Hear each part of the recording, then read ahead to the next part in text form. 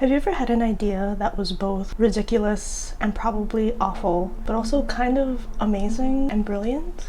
Yeah, that's what this is.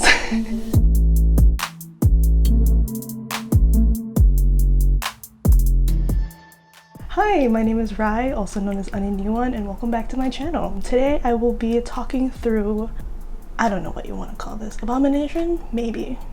So when I came up with this idea, right, it was pretty late at night, but I could not stop thinking about it, and I couldn't let myself go to bed until I brought it to life. So the process is still kind of hazy, because I went to bed at like 5 or 6 or 7 a.m. But I did record the process on my iPad, because I did it in Procreate, and I'm just gonna go through the clips with you all and talk through it, I guess. Maybe it'll jog my memory. Okay, so the first part was sketching. I knew that because I wanted it to be tomie, I wanted to use like an iconic depiction of her. So I pulled off a reference off Google, which, by the way, all the images that I use here as references, I do not own. I don't know if I have to say that, but I just wanted to make that clear. But anyway, when coming up with this piece, I knew that I wanted to capture the most, I guess, iconic depictions of both Tomie and Barbie. So that's how I ended up picking these images in particular as references. So yeah, this part is primarily sketching. If I'm not too confident with something, I usually do multiple layers of sketches. I don't usually draw people in things, or in this case, like in a vehicle. So that's why I really took my time with figuring out like proportions and shapes and all that. So that's what this is. There's a lot of like adjusting, zooming in and out. I do that a lot with my art. I don't know if I feel like a lot of artists do that, right? Yeah, the sketch phase was pretty rough. If you've been following my art, then you know that like with a lot of the monster girl art that I do, I don't usually draw faces as often anymore. Which is funny because really early in my art journey, when I was super young, when I was first getting into art, you know, all I would draw is faces. I would do like, you know, the common drawing anime faces on everything, right? Homework, worksheets, tests, whatever. It's so funny because now that I'm my big age, I've done a complete 180 and I'm like, I don't feel like drawing faces anymore. But that's also just because I like drawing monsters. Kind of gives me a good excuse to not have to draw faces. But anyway, with that being said, I did struggle a lot with this face. You'll just see. I considered not even showing this part, but I'm gonna be real and just show like how I fucking struggled, okay? And it looks really bad at the beginning. Like I'm watching this and I'm like, oh god. I think at some point I do. Oh no, I get it eventually, right? Eventually I get it. I feel like I might have skipped a lot actually. Kind of. I don't know, it's hard trying to record content for several platforms. So like while I was recording this like screen recording, I was also filming with my phone for like Insta and TikTok. It's a whole mess. So there might be a few steps missing. Okay, so we're at hair. The hair was also kind of a challenge, but I love drawing hair. I used to be afraid of drawing hair when I first started like this horror journey. I experimented a lot with different ways of drawing hair. I used to do like one strand at a time, you know, like eventually it evolved into me figuring out a technique that works best for me, which is large, broad strokes usually. But yeah, after doing that for a while, I've kind of developed my own kind of style and technique, I guess, when it comes to drawing hair. Which, by the way, if you want a video tutorial, let me know. I've been saying this for a really long time, but I've always been like, I don't know if I should do it. But please leave me a comment below if you want more insight as to how I like to draw hair. And while you're here, you might as well click the like and subscribe button if you're watching this far, please.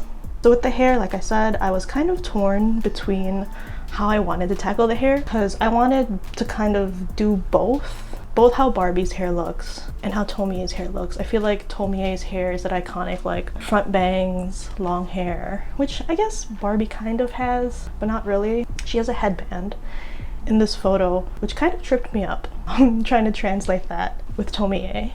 Even though I think Tomie does wear a headband. Of course, she's like a style icon. She has to have had at least one headband. Like I said, since I wanted to combine the two, since we have two heads, I ended up just having one head be more like Barbie's hair and the other head being more like Tomie's classic look. So when I draw, I like to jump around to like different areas of the piece. I don't know, I just have always functioned that way, I guess.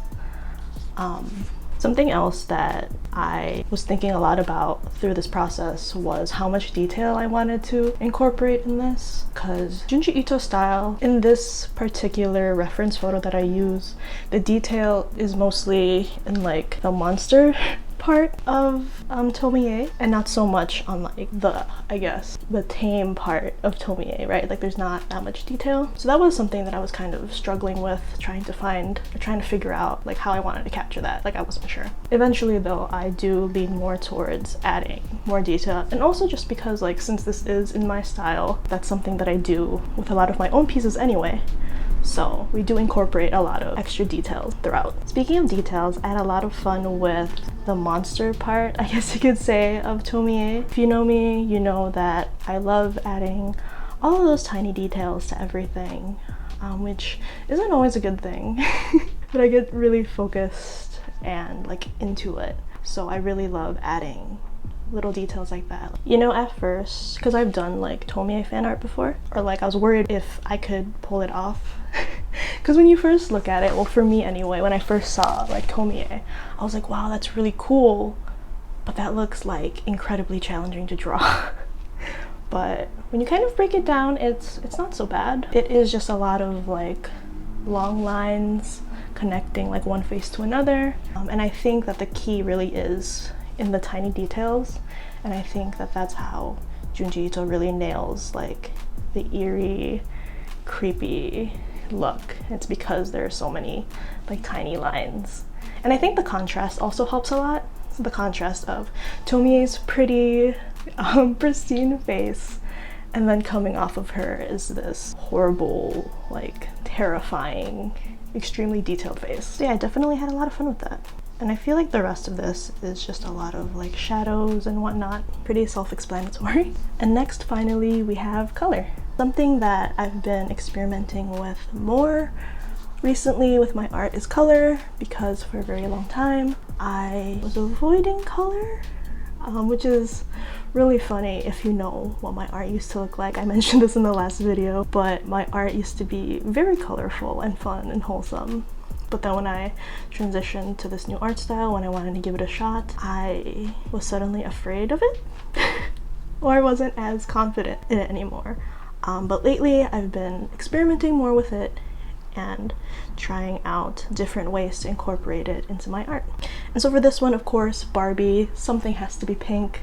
And like I said, because I've been experimenting with color in my own art, I thought I would bring over what I've been doing for my personal art over to this fan art, which is having like a bold background and then having a separate background color for the main subject. And here you see me just filling in the background for the main subject. I think I ended up going with just different shades of pink. So here you can see me kind of messing around with them and adjusting like saturation and whatnot. And once I was at a spot that I really liked, I decided to add more texture, or try to add more texture. I just needed to add something to the background, I felt like. And I didn't feel like doing a full background like in the reference photo. Also probably because I was very sleep deprived at this point. So I was like, I just need to get this out of the way. But also I'm not that great at backgrounds, or I'm not that confident in backgrounds. So that's why I didn't do it. Ultimately going with black, I just realized, wow, see, I told you, I forgot what I did.